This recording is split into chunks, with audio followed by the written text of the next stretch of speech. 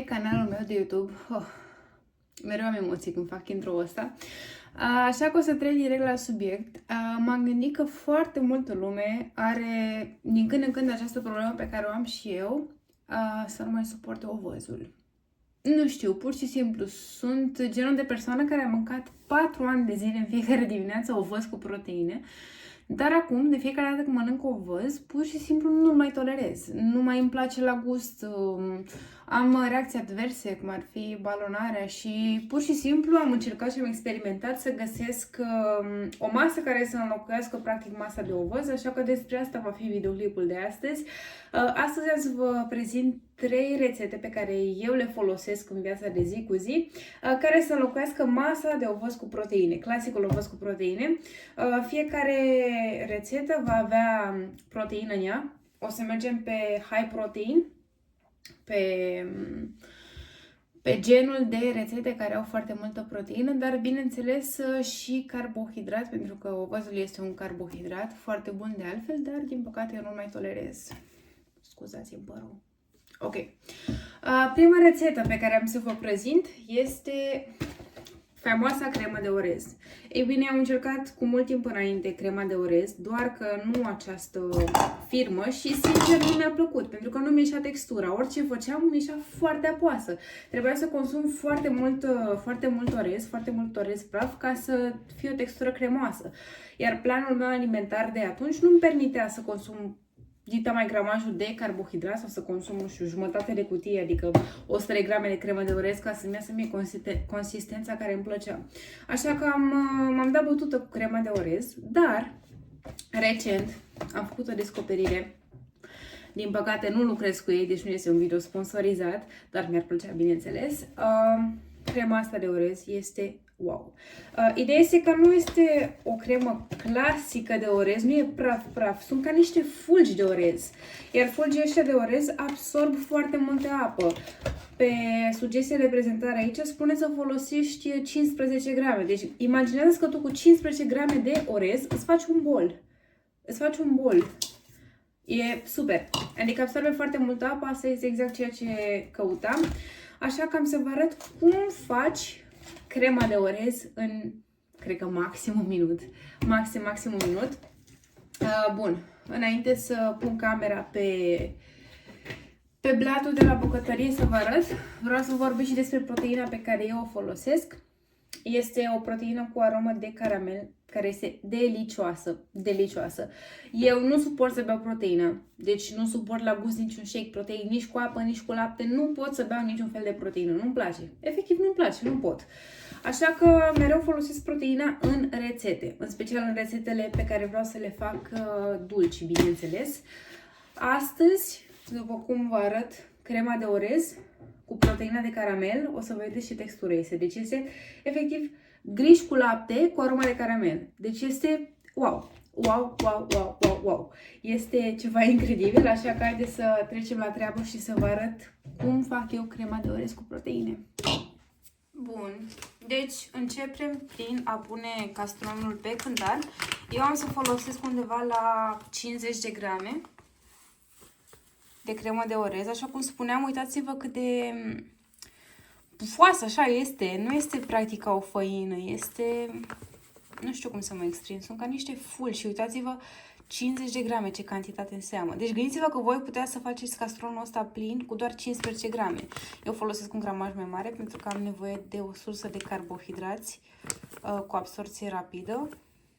Și da, 50 de grame aproximativ, bineînțeles că am dat pe lângă.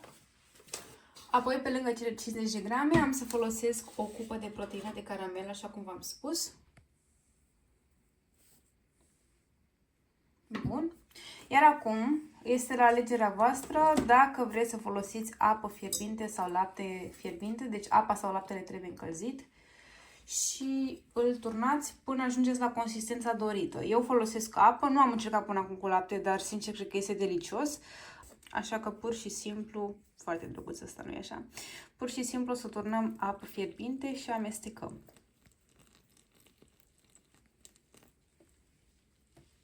Ideea este că ea o să arate așa, iar voi trebuie să adăugați apă treptat și să amestecați până ajungeți la o consistență cremoasă sau cum vă place vouă.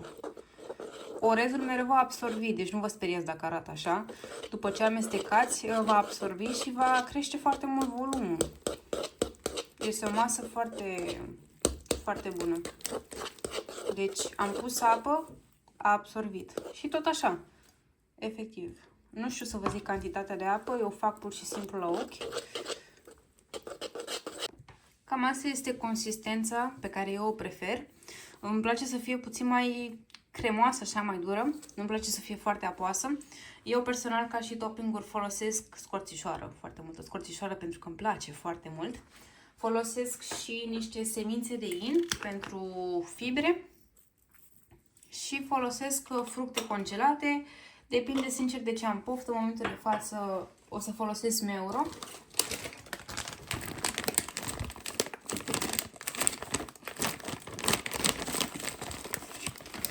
Și în mod normal aș fi pus și o lingură foarte mare de unde arahide sau unde migdale, dar am rămas fără, nu am apucat să merg la magazin, așa că va trebui să mănânc astăzi fără unde arahide sau puteți pune nuci, bineînțeles fiecare cu ce topping-uri preferă.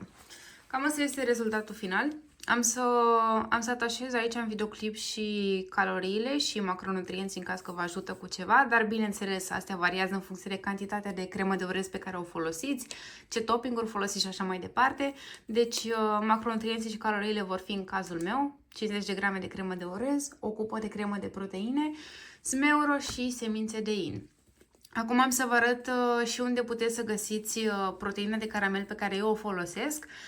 Este de la ProLine Nutrition, o recomand din toată inima pe toate aromele, personal o prefer pe cea de caramel. Am să vă atașez și un cod de reducere pe care dacă îl folosiți o să beneficiați de un discount la toate reducerile lor. Eu folosesc și vitamine și minerale de la ei, folosesc creatină, glutamină și foarte, foarte multe suplimente sportive care sunt foarte, foarte bune, mai ales în sezonul rece, vorbim despre tot ce înseamnă vitamine, vitamina C, vitamina D și așa mai departe. Deci codul de reducere îl aveți aici afișat și dacă încercați, bineînțeles, rețeta și proteina, aștept feedback de la voi, iar acum trecem la rețeta numărul 2. Bun, într-un recipient cu capac sau un castron peste care puteți să puneți folie de aluminiu sau folie alimentară, o să adăugăm, nu știu să vă zic gramajul la chia, eu adaug, să zic așa, ochiometric, o să adăugăm cam 4 lingurițe, 4 lingurițe de chia. Apoi, lapte, cât să acopere semințele. Amestecăm.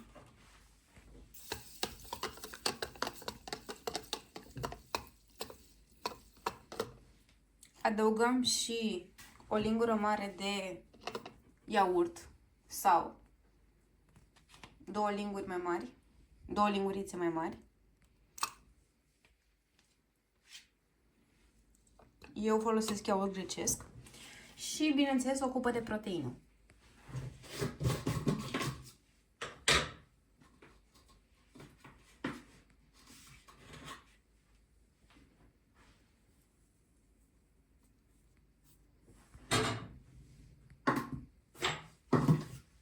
Apoi amestecăm foarte bine.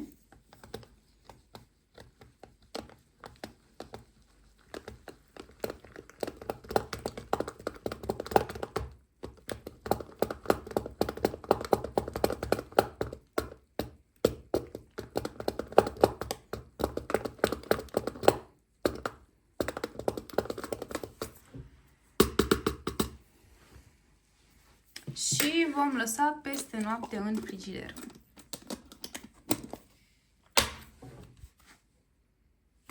La frigider. A doua zi am scos budinca de chia de la frigider, cam așa arată consistența, adăugați fructe peste, eu personal am adăugat mango congelat, puteți să folosiți și fructe fresh sau fructe confiate și ca și topping am mai folosit puțin cocos pentru că această combinație de mango și cocos este sincer delicioasă. Și începem rețeta numărul 3. Deci, un mic dejun foarte, foarte rapid și perfect înainte de antrenament. Un iaurt grecesc. Eu îl folosesc pe acesta de la Olympus, îmi place foarte mult gustul, pentru că sunt pe surplus caloric, aleg iaurtul grecesc cu 10% grăsime. Normal, dacă aș fi fost pe deficit caloric și aș fi vrut să slăbesc, aș fi ales, de fapt, iaurtul grecesc cu 2% grăsime, pentru că are mai puține calorii. Dar acum, pentru că sunt pe surplus, pentru că vreau să pun puțin pe mine, alerg iaurtul grecesc cu 10% grăsime, pe care îl pun într-un bolul meu de cocos, pe care îl ador, îl iubesc. Îl pun aici în bol. Iar apoi, peste acest iaurt grecesc, voi adăuga o cupă de proteine. Eu le prefer pe cele cu aromă, prefer proteina cu aromă de caramel. V-am mai prezentat-o și în celelalte videoclipuri. Se găsește pe ProLine Nutrition. Eu o folosesc în smoothie-uri, în ovăz din an în Paște când mai fac, pentru că, așa cum spuneam, nu mai suport ovăzul. O folosesc în iaurt grecesc, o puteți folosi în clătite proteice, o puteți folosi în shake proteic dacă preferați să beți proteina. Mie nu-mi place deloc să beau proteina, deci mai bine nu mănânc și nu beau nimic toată ziua decât să beau proteina, nu-mi place deloc. Niciun fel de proteină nu pot să o beau. Așa că pun o cupă peste acest iaurt grecesc, pe care apoi am să îl amestec și adăugăm topping-uri, bineînțeles, după preferințe. Deci amestecăm aici iaurtul grecesc cu proteina. O să aibă un gust delicios, mai ales proteina asta de caramel. Efectiv, zici că mănânci caramel pur. Mai ales smoothie-ul pe care îl fac eu.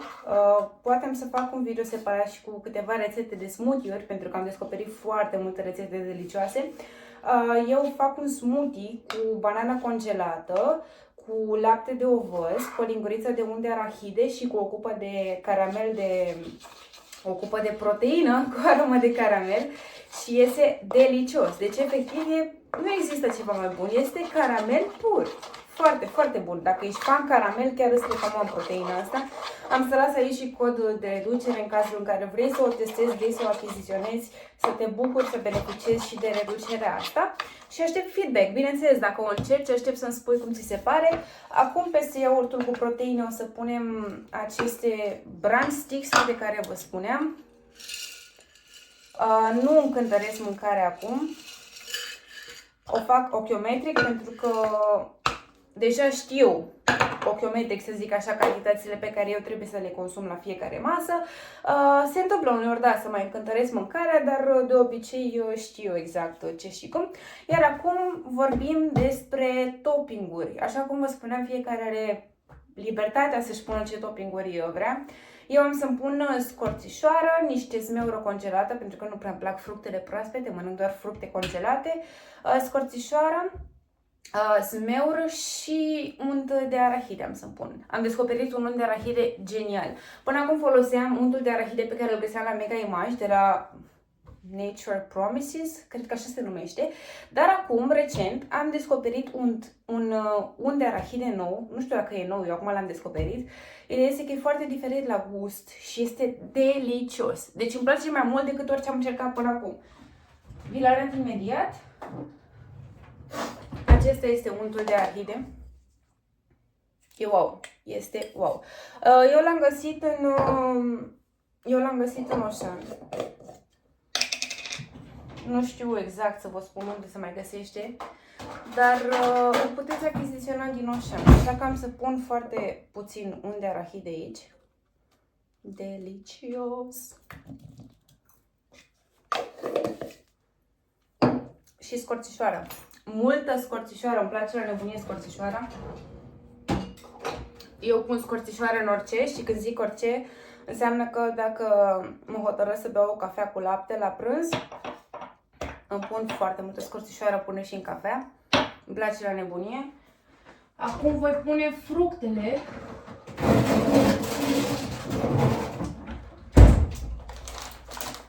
Așa cum spuneam, o să pun fructe, smeură.